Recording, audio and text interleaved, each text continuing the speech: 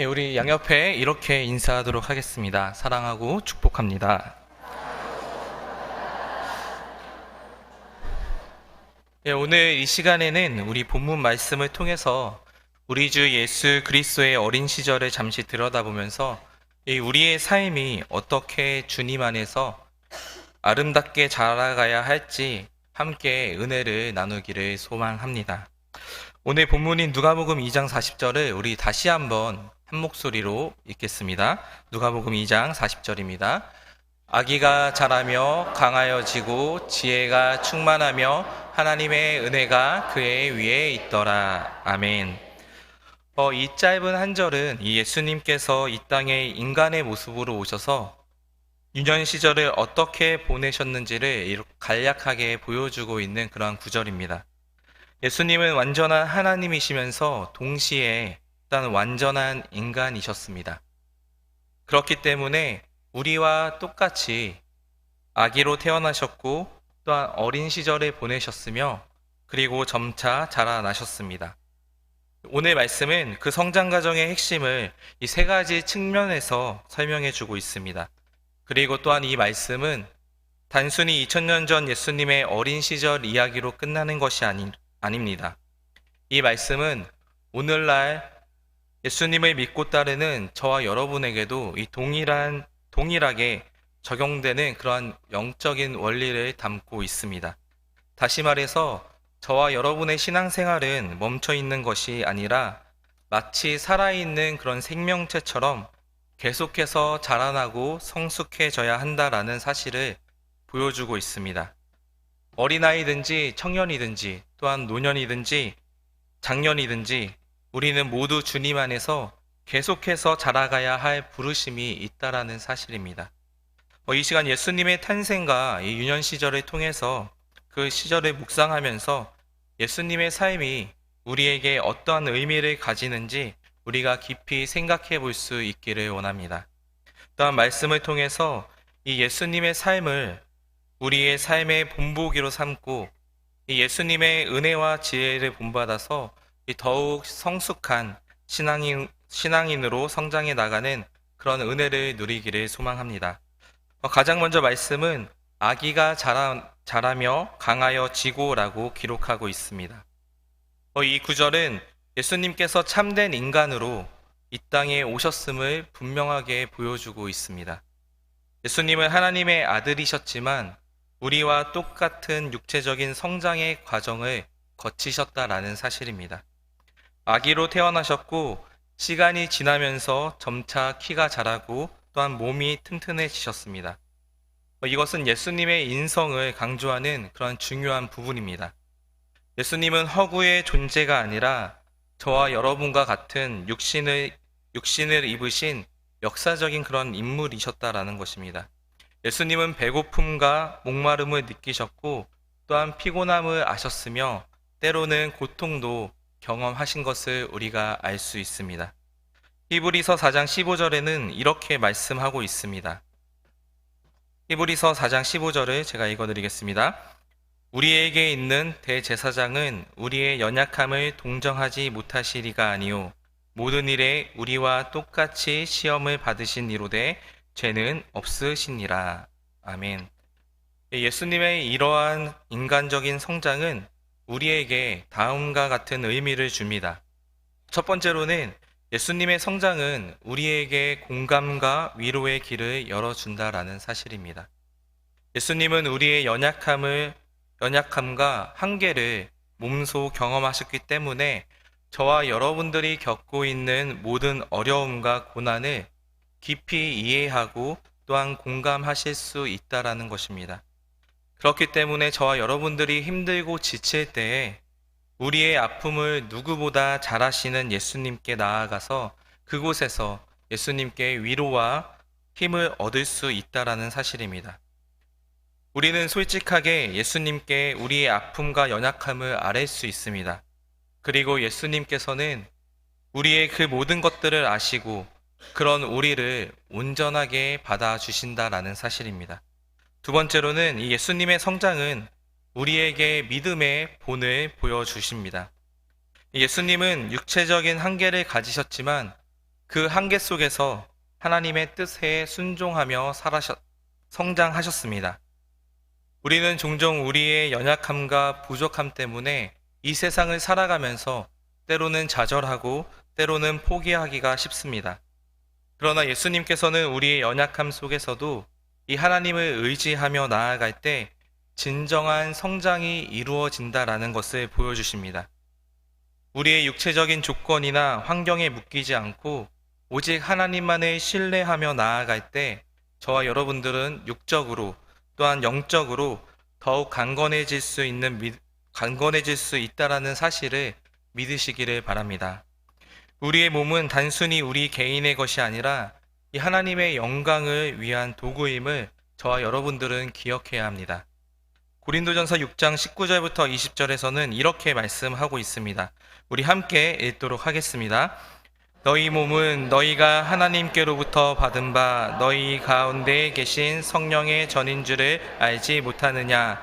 너희는 너희 자신의 것이 아니라 값으로 산 것이 되었으니 그런즉 너희 몸으로 하나님께 영광을 돌리라. 아멘.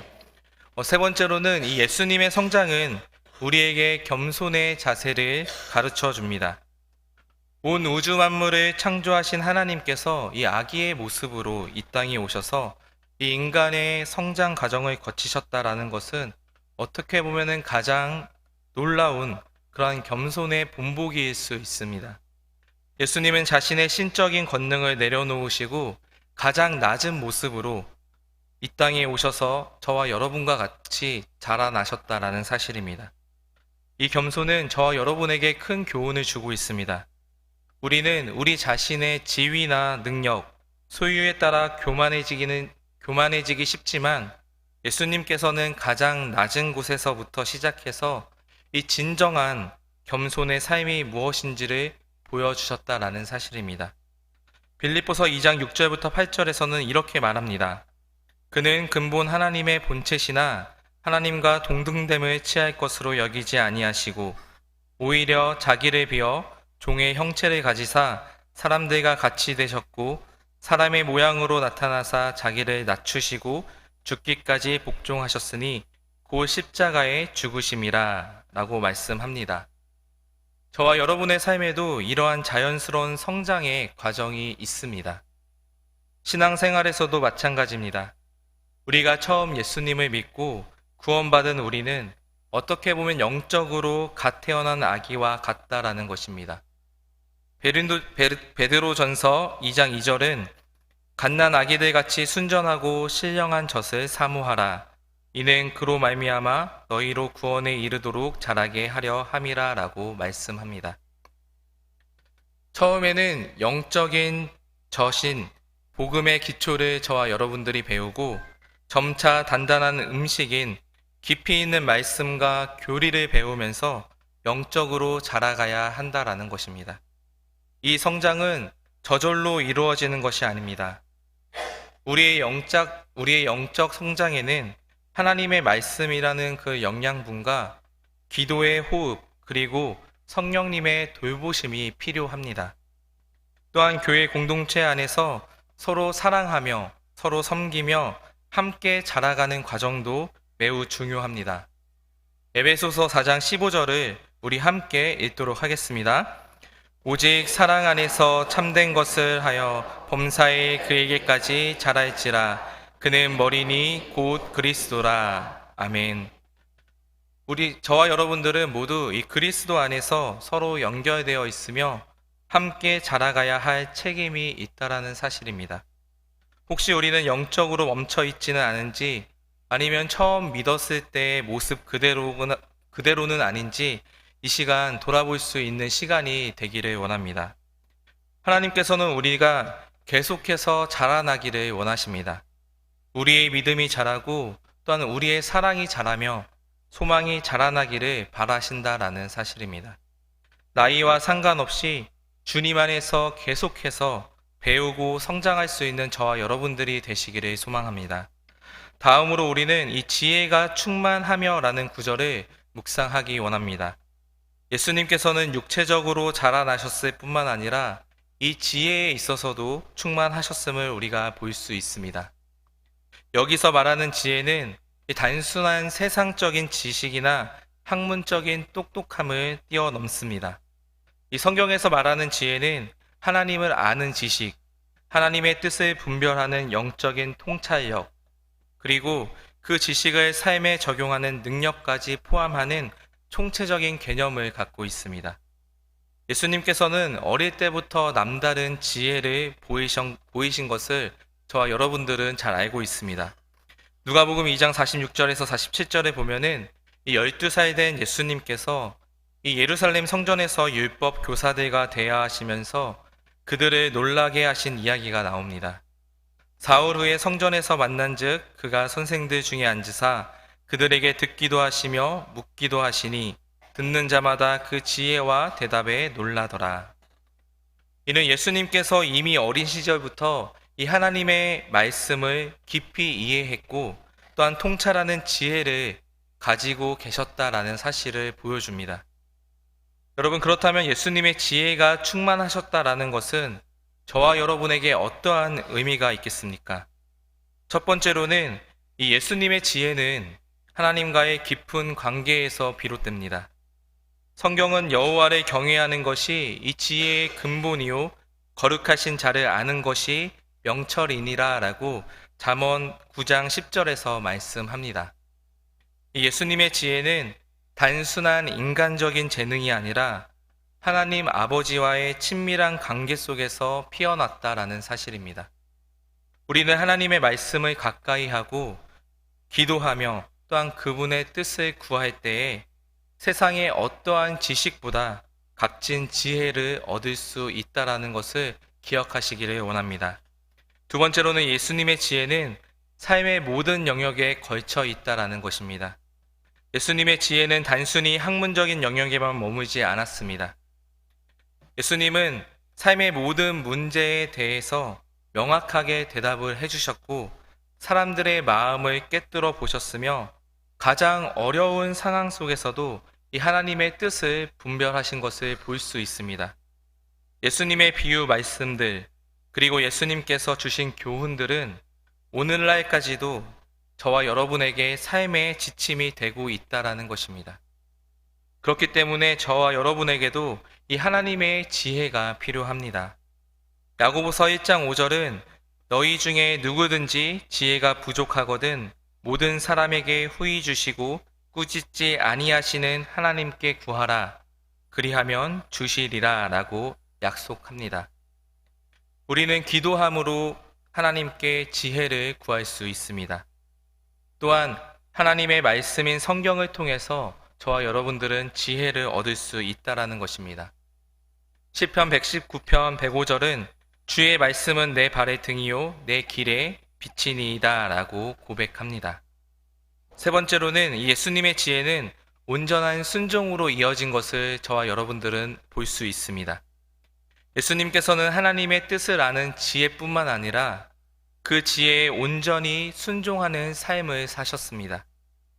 예수님의 지혜는 이론적인 것에 머무른 것이 아니라 행동으로 나타났다라는 사실입니다. 누가복음 22장 42절에서 예수님께서는 내 뜻대로 마옵시고 아버지의 뜻대로 하옵소서라고 기도하시면서 하나님의 지혜에 온전히 순종하신 것을 저와 여러분에게 보여줍니다. 사랑하는 성도 여러분, 우리는 지식을 많이 쌓는 것만큼이나 그 지식을 삶에 적용하고 순종하는 것이 중요하다라는 것을 기억했으면 좋겠습니다.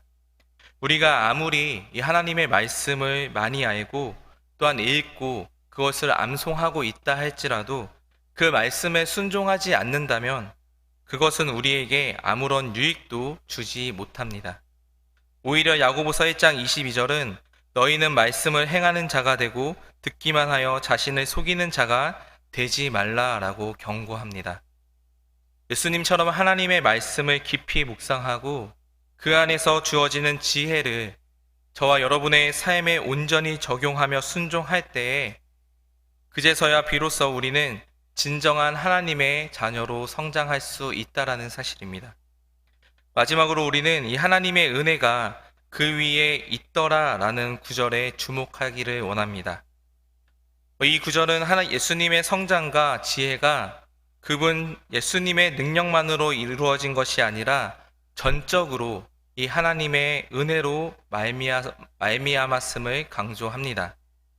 하나님의 아들이신 예수님께서도 이 하나님의 은혜가 필요하셨다라는 사실은 우리에게 큰 교훈과 위로를 줍니다. 이것은 마치 어린 새싹이 혼자서는 자랄 수 없고 이 태양과 비의 은혜가 있어야만 무럭무럭 자라나는 것과 같다라는 것입니다. 그렇다면 예수님 위에 있었던 하나님의 은혜라는 것은 그 은혜는 저와 여러분에게 무엇을 말해주고 있습니까? 첫 번째로 이 하나님의 은혜는 예수님의 모든 성장의 근원이 되셨습니다. 예수님께서 육체적으로 강하여지고 이 지혜가 충만해지신 것은 모두 다 하나님의 은혜였다라는 것입니다. 하나님의 돌보심과 인도하심 속에서 예수님은 온전하게 성장하실 수 있었습니다. 요한복음 5장 19절을 우리가 함께 읽기를 원합니다. 요한복음 5장 19절입니다. 제가 읽어드리겠습니다. 요한복음 5장 19절에서 예수님은 아들이 아버지께서 하시는 일을 보지 않고는 아무것도 스스로 할 수 없나니 아버지께서 행하시는 그것을 아들도 그와 같이 행하느니라 라고 말씀하시면서 이 자신의 사역이 아버지의 은혜와 인도하심에 전적으로 의존함을 보여주십니다. 저와 여러분의 삶도 마찬가지입니다. 우리가 육체적으로 또한 지적으로 그리고 영적으로 성장하는 모든 과정은 하나님의 은혜로 말미암은 것이다 라는 것입니다. 우리의 모든 성장은 하나님의 선물이며 하나님의 은혜입니다. 구원뿐만 아니라 우리의 삶의 모든 면이 하나님의 은혜로 채워져 있음을 저와 여러분들이 깨닫고 살아갈 수 있기를 소망합니다. 두 번째로는 하나님의 은혜는 저와 여러분에게 소망을 안겨줍니다. 이 예수님 위에 하나님의 은혜가 충만히 임했듯이 이 동일한 하나님의 은혜가 오늘 저와 여러분에게도 임할 줄 믿습니다. 예수 그리스도를 믿음으로 말미암아 우리는 하나님의 자녀가 되었고 또한 성령님께서는 우리 안에 거하심으로 우리는 하나님의 은혜 가운데 살아갈 수 있게 되었다라는 것입니다. 우리는 연약하고 부족하지만 이 하나님의 은혜는 우리의 모든 부족함을 채우고 또한 우리를 강하게 하십니다. 우리의 과거의 죄와 실패에도 불구하고 이 하나님의 은혜는 저와 여러분을 용서하시고 또한 우리에게 새로운 시작을 허락하신다라는 사실입니다. 그렇기 때문에 저와 여러분은 이미 하나님의 은혜 안에 서 있는 하나님의 자녀들이다라는 사실을 기억하길 원합니다. 그렇기 때문에 이 은혜를 확신하고 기뻐하며 담대하게 주님을 따라 나아갈 때에 저와 여러분의 삶은 더욱더 풍성해질 것입니다. 은혜는 우리에게 값없이 주어졌지만 결코 값싼 것이 아닙니다. 그것은 우리를 변화시키고 저와 여러분에게 새 생명을 주며 또한 우리를 하나님의 뜻 가운데로 이끄는 강력한 힘임을 믿으시기 바랍니다. 오늘 우리는 예수님의 유년 시절을 묵상하면서 예수님께서 어떻게 하나님의 은혜 속에서 성장하셨는지를 살펴보았습니다. 우리도 예수님처럼 이 하나님의 은혜를 힘입어 성장해야 합니다.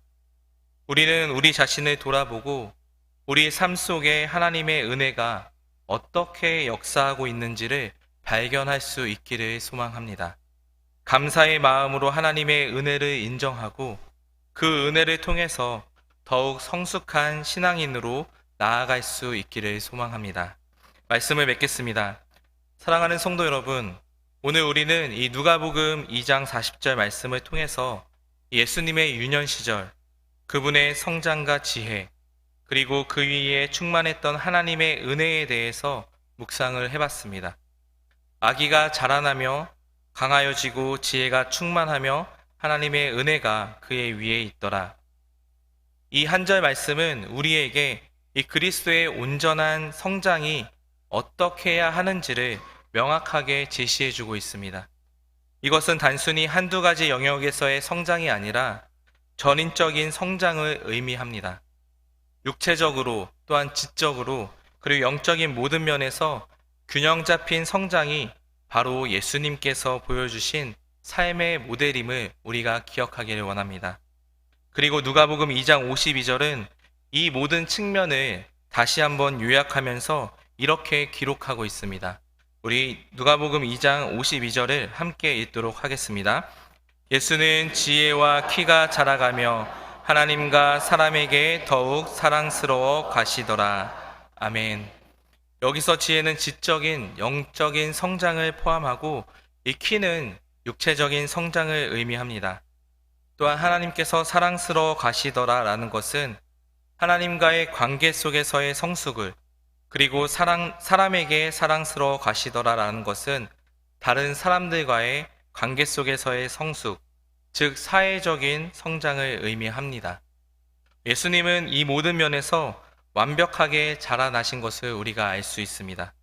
육체적으로 건강하게 자라셨고 또한 지혜가 충만하셨으며 그리고 하나님과의 관계가 깊어지며 사람들에게도 사랑받는 그런 분이 되셨다라는 것입니다. 어떤 사람은 지식은 뛰어나지만 다른 사람과의 관계 맺는 것이 서툴 수 있습니다. 그리고 어떤 사람은 영적으로는 뜨겁지만 육체적인 건강을 돌보지 않을 수도 있습니다. 그러나 예수님께서는 이 모든 면에서 균형 잡힌 그러한 성장을 이루셨습니다. 그리고 이것이 바로 저와 여러분들이 추구해야 할 성장의 모델임을 기억할 수 있기를 원합니다. 하나님께서는 우리의 전인격적인 성장을 원하시고 계십니다.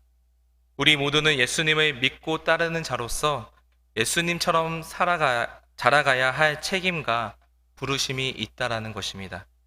우리의 신앙생활은 구원받는 것으로 끝나는 것이 아니라 구원받은 자로서 계속해서 성숙해져 가는 그러한 과정입니다.